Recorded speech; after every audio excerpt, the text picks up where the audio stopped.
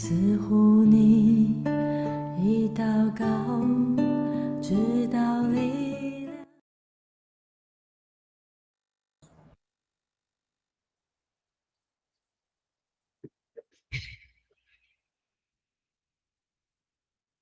好，各位弟兄姐妹，大家平安。我们要来开始今天历代志下第19天的共读。今天也是我们从6月、7月、8月第3个月满3个月的共读哦。那我感谢上帝的带领。那在今天开始之前，我们要请德恩来带领我们大家做开始的祷告。亲爱的上帝，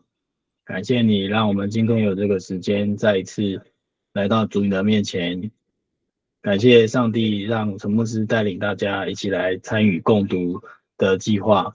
感谢你在圣经里的所有的话语，在我们的每天日常上都带给我们的力量。主啊，也求你保守我们这一次的活动以及这次的聚会，再透过圣经的教导，能够让我们在未来的每一天都能够有主你与我们同在。我们这样开始之前，这样祷告，都是奉主耶稣基督的圣名求，阿们。阿们。好，谢谢。我们在昨天读了这个历代志下，看到的是亚萨故事的结局。那亚萨在位41年，经历了北国总共前后7个王。那这些王在位的时间有长有短，但是亚萨他也稳住了南国的这个国家的局面，同时也带来合乎上帝的旨意。那在前面的35年当中，亚萨是尽心尽力。那昨天的经文，他们看到亚萨在最后的这5年到6年的期间，那有3件值得我们学习，就是汲取教训，就是他倚靠是亚兰，就是叙利亚，没有依靠上帝。第二个就是上帝派先知哈拿尼来警告他的时候呢，他却恼羞成怒，更小灯羞气，甚至还把先知关起来，也虐待百姓。还有就是他在最后年老的2年当中，那他生的脚疾病，他却只求医生，没有求告上帝那这些事情也让他在最后的几年当中成为非常可惜。但是跟所罗门比起来，亚萨的一生还是坚守在上帝的信仰当中，并没有离开，也没有转去拜偶像。那只是在这几件事情上面没有像年轻的时候这样紧紧的跟随。那么今天要进一步来看这个约沙法王约沙法王是亚当算下来第39代第39代，那是大卫的曾曾孙那就是大卫的第6代，大卫第6代。那在约沙法这个名字的意思就是耶和华已审判，或是耶和华已经审断。他在位的年代是从主前的872到主前的848那在位也相当长的期间那约沙法的记载呢要看的最详细就是在历代志下，总共用了4章17、18、19、24章来介绍约沙法王。但是我们看列王记上，在22章总共只用了10节只有短短的10节来介绍约沙法。所以约沙法在被掳归回之后呢，那他们再次着手整理这个约沙法的资料，那从可能得到更多的资料，或是对这个王有应该是17到20章那21章还有看到约沙法的名字4章多的部分。约沙法这个在列王记的观点呢如果我们从列王记的角度来看，约沙法他是在介绍亚比亚和亚萨王之后，那跳了很长，从15章到列王记上的22章的结尾才介绍约沙法登场。那中间这7、8章的篇幅在介绍谁呢？就是在介绍亚哈。那介绍亚哈，上帝也派了北国先知以利亚来跟亚哈周旋。所以我们读列王记看约沙法就是要跳中间就是有一段是亚萨跟这个约沙法中间就是亚哈和以利亚故事，但历代志的观点呢，那他的篇幅比他的父亲亚萨王还要多，4章之多，4章多。那在历代志强调就是约沙法他的攻击，然后呢也看到的是亚哈他的死还有跟以东的这个战争的得胜，那这是历代志他特别要强调的3件事情。而约沙法是在35岁登基，做完25年，所以他的寿命大约是在60岁左右。那也跟所罗门差不多。那他效法大卫，跟他的也效法他的父亲亚萨，所以历代志让我们看到上帝与约沙法同在，也坚定他的国。约沙法呢派了官员、利未人、祭司，很重要，他派这3个重要的人物，就是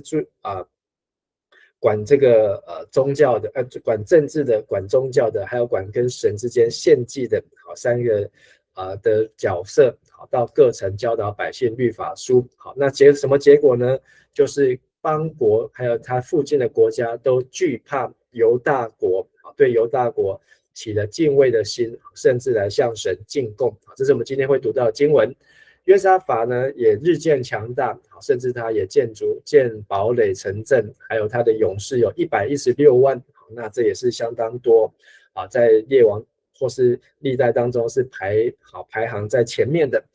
那几乎就是仅次于大卫。那约沙法大有尊荣，但是呢他做一件很奇怪的事情，但好像也没有上帝来责备他，就是跟亚哈结亲，跟北国这个亚哈王，就是让他的儿子娶了他的女儿。那但是造来国家也有一些的很大的影响。那这件事情呢，米该亚有介入但是这是在历代志下18章，我们明天会看到的。还有先见耶户也责备约沙法去帮助亚哈，但是他肯定约沙法除掉亚瑟拉。那在历代志下19章讲到约沙法后续继续的改革，也出巡民间，也引导百姓归向神，还有设立审判官为神施行审判，让国家的工作分层管理。那历代志下20章讲到以东的跟这场战争当中呢，也是圣经很有名的征战。这场战争呢，是透过诗班，透过敬拜，透过对上帝的赞美来得胜。所以即便他有100万大军，但是真正得胜的是他们的赞美。而最后看到约沙法他的结局呢，没有让人失望，但是呢却有一件事情在历代志有记载，就是他要去他施，要去载运黄金但是上帝却让先知出来预言这个事情要失败。那这是我们接下来这几天会读到约沙法的信息好，那今天的经文17章讲到约沙法乐意遵守上帝的道，并且国家也稳固那同时约沙法他也用上帝的律法来教导百姓。那后面半段再讲到神祝福约沙法王，让列王都惧怕他。那我们就来读今天这19节的经文。好，那请德恩带我们来读，首先读历代志下17章第1节到第6节。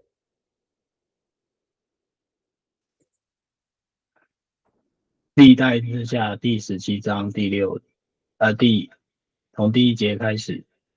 亚萨的儿子约沙法接续他做王，奋勇自强，防备以色列人，安置军兵在犹大一切坚固城里，又安置防兵在犹大地和他父亲亚萨所得以法莲的城邑中。耶和华与约沙法同在，因为他行他主大卫出行的道，不寻求巴力，只寻求他父亲的神，遵行他的诫命，不效法以色列人的行为。第5节，所以耶和华坚定他的国，犹大众人给他进贡，约沙法大有尊荣之彩，他高兴遵行耶和华的道，并且从犹大除掉一切丘坛和木偶。他作王第3年，就差遣臣子便何伊勒、厄巴底、撒加利亚、拿叶坦、米该亚往犹大各城去教训百姓。同着他们有利未人是玛雅、尼探雅、西巴蒂亚、亚撒黑、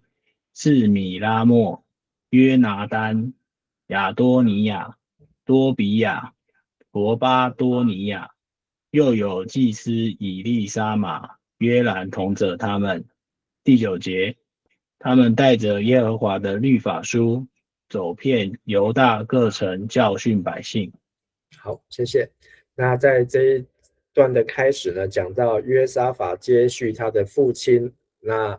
一般认为这个在亚萨王他年老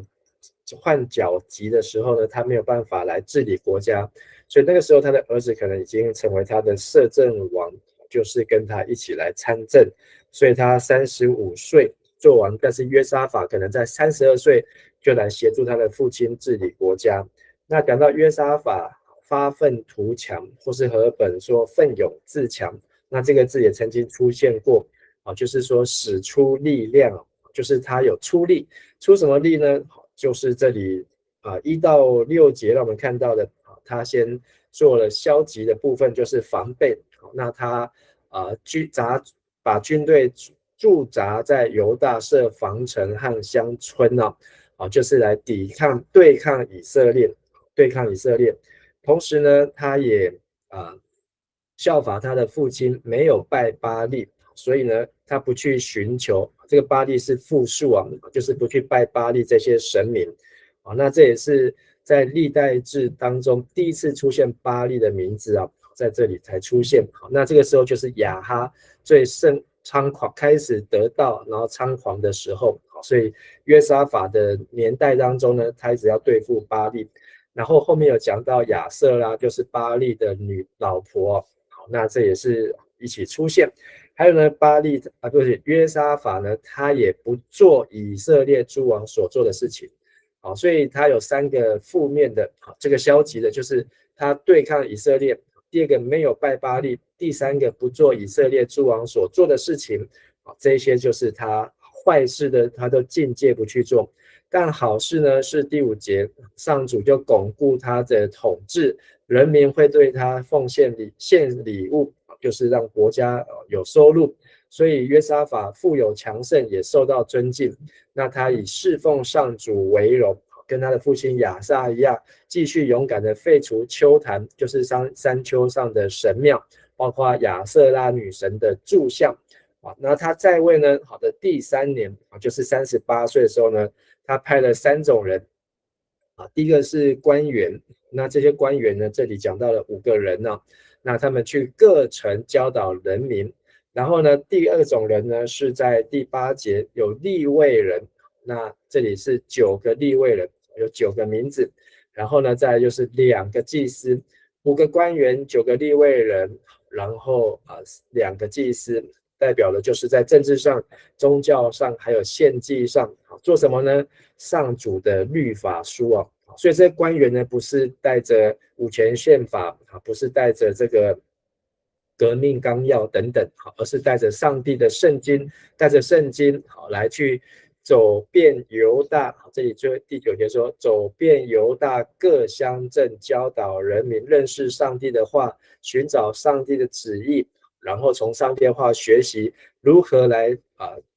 让治理国家，如何让百姓信靠神，还有如何能够来到圣殿献祭，这是祭司的工作，就是如何来朝见上帝所以做的成功不成功呢？我们继续往后读第10节直接读到19节，再请德恩带我们来读。第10节，上主使四周邻国都不敢跟约沙法王打仗。有些非利士人向约沙法进贡大量的银子和其他礼物，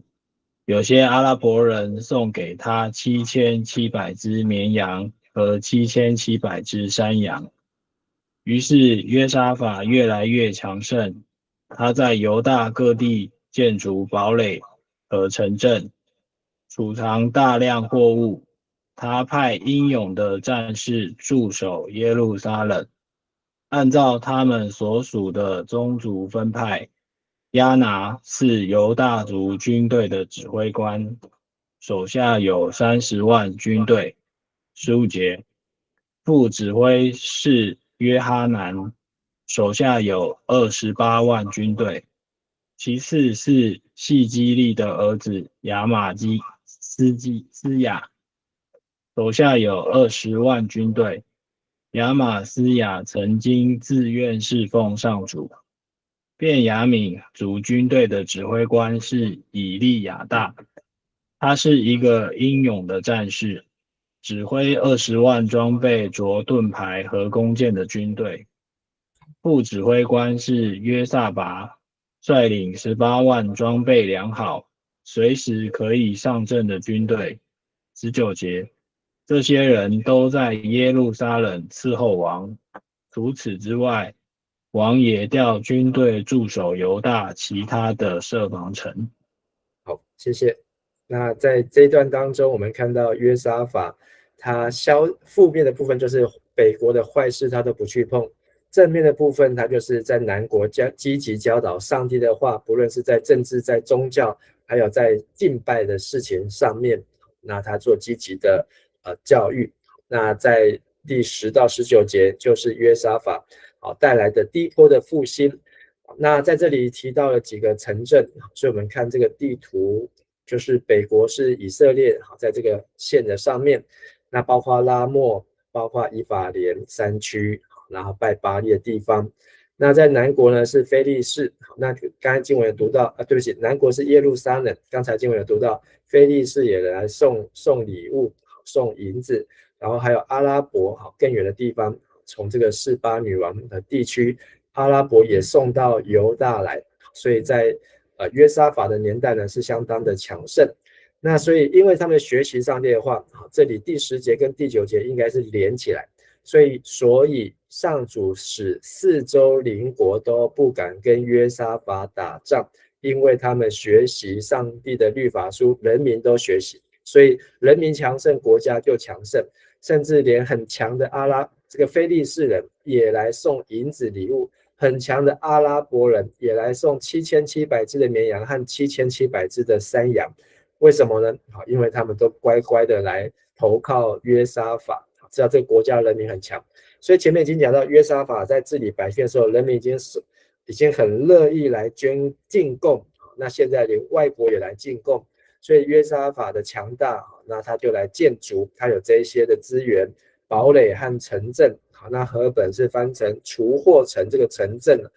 那在他的原文的意思当中，就是有仓库的城市，就是他们住在这边呢，他们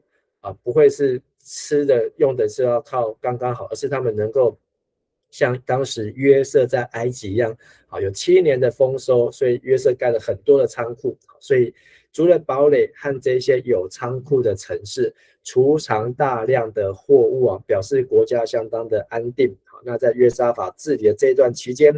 从35岁到他60岁，25年当中，国家维持安定。那甚至呢，他的宗族分派，这是犹大支派那有这些的军队指挥官，30万、28万、20万，然后20万、18万，加起来是116万那里面呢是有大能的勇士，里面呢是指挥官，里面呢是有拿着盾牌、拿着弓箭，那或是装备良好、随时可以上阵的军队。那做这个统计要做什么呢？就是让我们去跟他的父亲亚萨来比较。亚萨在位的时候呢，最高的时候是58万的大军，但是他的儿子约沙法116万的大军，刚好乘以2，刚好是乘以2。然后呢，阿公呢，是亚比亚，最高的时候是40万大军，那就是1/3。那但是最高纪录呢，是谁呢？最高纪录就是大卫。大卫的时候是南国有110万，北国有47万，加起来就是157万了。所以这还是大卫所留下来的最高纪录啊。但是约沙法已经爬到了超越他的父亲，超越他的阿公，接近这个大卫，因为他只有调度的是南国的军队，但是在大卫时代，南国的军队是110万，所以在某个角度来讲，甚至约沙法有可能比他的传承的这些祝福那也更高。好，那今天的经文呢，让我们看到的很重要2件事情，就是约沙法他在错事上面、坏事上面呢，他都境界不做，包括跟北国保持距离，那他也防备北国，不让北国来侵犯他们，那北国的神明巴力，他也不让他进来，甚至北国人、以色列人的生活习俗习惯，他都不效法，不跟他们掺杂在一起。积极的部分，那他很聪明的，透过官员、透过利未人、透过祭司，带着摩西的律法，走遍犹大各城，教导百姓读圣经，让百姓在上帝的话语当中能够建立，以至于我们今天看到的10到19节，连最强的很难打的这个非利士人，很强悍的阿拉伯人，都乖乖送礼物来。同时呢，也让约沙法的军队的人数呢，一口气几乎是超越了大卫的时代，但是北国就没有参与到。但是这是约沙法带来一波的复兴，所以让我们看见上帝的话呢，教导上帝的话是能够带来人民的强盛、社会的强盛，也带来国家的强盛。那这是我们今天的学习，那我们一起来祷告。亲爱的天父上帝，我们感谢你，因为你的话语是我们脚前的灯和路上的光，你的话能够将我们的生命救活，你的话也能够使一个国家来翻转，带来上帝的祝福。愿上帝让我们在学习你的话语当中能够定睛在你，也让我们从你的话语当中更加有智慧，也让我们懂得如何去教导还没有认识上帝话语的人，能够教导我们的下一代，我们的儿女也能够来忠心来勤读上帝的话，把上帝的话语藏在心中，免得我们得罪你。愿上帝祝福在我们的当中，也祝福在我们的社会和国家，特别为着最近几天政治上面的许多的风波，也求神祝福我们的在上位者的领袖这些掌权的领导者，他们都能够谦卑行公义、好怜悯、存谦卑的心来与神同行。我们这样祷告祈求，奉靠主耶稣基督的名，阿们。好，谢谢大家，大家晚安。谢谢拜拜。此时此刻，有人为你祷告，宁静平安，将要进入